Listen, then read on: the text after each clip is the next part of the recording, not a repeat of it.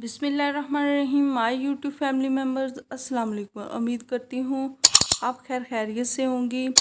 आज मैं आपके एक अहम मसले के बारे में बात करने वाली हूँ, जो कि बाज़ बहुत से लोगों को ये प्रॉब्लम होती है। वो है मुंह की नागवार बू, जिससे हम बात करने में भी हमें दुश्वारी होती है और अक्सर हम किसी के सामने बात करने से भी झिझकते हैं। इससे पहले हम टिप्स की तरफ जाएं, जल्दी से मेरे चैनल को लाइक और सब्सक्राइब ज़रूर कर दें। बाज़ लोगों के मुंह से ऐसी नागवार बू आती है कि वो किसी के करीब होकर बात करने से भी घबराते हैं। इस परेशानी में मुब्तला मरीज़ों के लिए एक बहुत ही मुफीद टिप बताने वाली हूँ।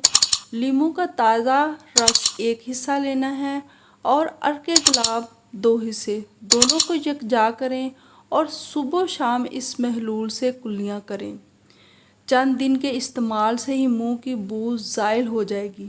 एक तंदुरुस्त आदमी भी इस टिप को इस्तेमाल कर सकता है, क्योंकि ये महलूल मसूड़ों में जमा शुदा पीप और खून को साफ़ करता है और दांतों को सफ़ेद और चमकदार बनाता है। नीज़ हिलते दांतों में भी हिलते जो दांत हैं वो भी महफूज हो जाते हैं।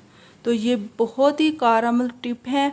इससे दांतों को जो कीड़ा वगैरह लगा होता है उससे भी आराम मिलता है, बल्कि जो आइंदा हमारे दांत हैं वो हमेशा के लिए महफूज हो जाते हैं और दांतों का हर तरह का मैल कचैल जो है उतर जाता है और दांत मज़बूत और चमकदार हो जाते हैं।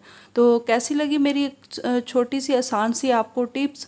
तो जल्दी से मेरे जाते जाते मेरे चैनल को लाइक और सब्सक्राइब गाइस ज़रूर कर दीजिएगा। So thanks for watching.